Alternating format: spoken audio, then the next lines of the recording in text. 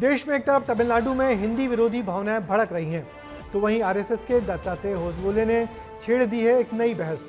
होसबोले ने कहा कि अगर देश का नाम भारत है तो हर जगह इंडिया क्यों इस्तेमाल किया जाता है, इस व्यवस्था को ठीक करना होगा। उधर विपक्ष ने आरएसएस नेता के इंडिया बनाम भारत के बयान को देश के मुद्दों से ध्यान भटकाने की कोशिश बताया। इंडिया बनाम भारत की इस बहस में और क्या क्या रंग आज सामने आए हैं, देखिए हमारी इस रिपोर्ट में। देश का नाम भारत, क्योंकि भारत के नाम को इंडिया ही कहना चाहिए। वो इंग्लिश में इंडिया है और भारतीय भाषा में भारत है। हर जगह इंडिया क्यों? हर जगह पर ऐसे क्यों करना पड़ रहा है? हिंदी को लेकर खूब हल्ला है। एक तरफ तमिलनाडु में हिंदी विरोधी भावनाएं जोर पकड़ रही हैं, तो वहीं आरएसएस के वरिष्ठ नेता ने हिंदी को बढ़ावा देते हुए एक नया बयान दिया है। आरएसएस के सरकार्यवाह दत्तात्रेय होसबले की ओर से कहा गया कि अगर देश का नाम भारत है तो हर जगह इंडिया क्यों इस्तेमाल किया जाता है, इस व्यवस्था को ठीक करना होगा। के निमंत्रण में रिपब्लिक ऑफ भारत ऐसे अंग्रेजी में लिखा, क्योंकि भारत के नाम को इंडिया ही कहना चाहिए। वो इंग्लिश में इंडिया है और भारतीय भाषा में भारत है।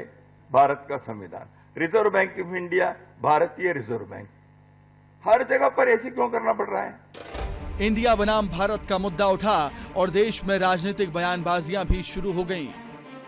We call it Bharat, we call it India, we call it Hindustan. हमारे 3 नाम है ना, आप जिस नाम से पुकारना चाहें आप पुकारें। आरएसएस का काम है कि आरएसएस सोशल वर्क करे, ना कि जो आग लगी हुई है उसमें और घी डालने का काम करे। ये लगे पड़े हुए हैं देश का ध्यान भटकाने में, जो दुर्भाग्यपूर्ण है। डॉक्टर राम मनोहर लोहिया ने हमेशा कहा था, अब अंग्रेजी में काम न होगा, फिर से देश गुलाम न होगा। ये कंबल में से अगर धागा आप निकालने लगेंगे, कंबल ही नहीं रहेगा। अगर इस तरह का हर चीज का नाम बदलना शुरू कर दे, खुद उसका नाम आरएसएस का, इसका भी बदलना पड़ेगा।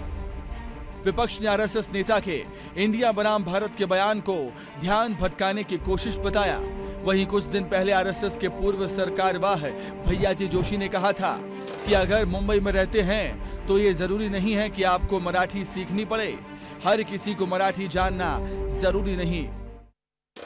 इन बयानों से संघ देश में ये बताना चाहता है कि हर भारतीय को संविधान से मिली स्वतंत्रताएं अपनी जगह हैं, लेकिन भाषा, भोजन और भक्ति अपनी जगह। संघ की ये भी कोशिश है कि जिस तरह यूरोप, अमेरिका, चीन समेत बाकी देशों में अपनी संस्कृति और जड़ों को लेकर कट्टरता है, वहीं भारतीयों में भी होनी चाहिए।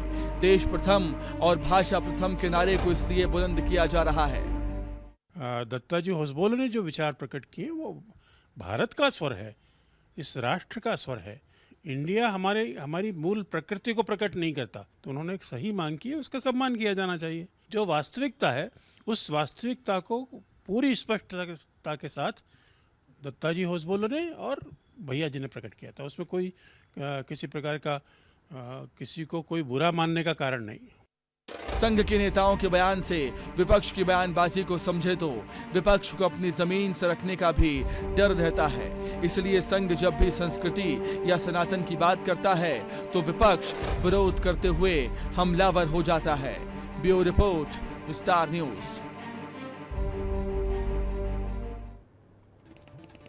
वैसे इंडिया विरुद्ध भारत का ये विवाद नया नहीं है, पहले भी कई बार ये बात उठती रही है, मगर सरकारों ने कभी कोई इस पर बड़ा फैसला नहीं किया।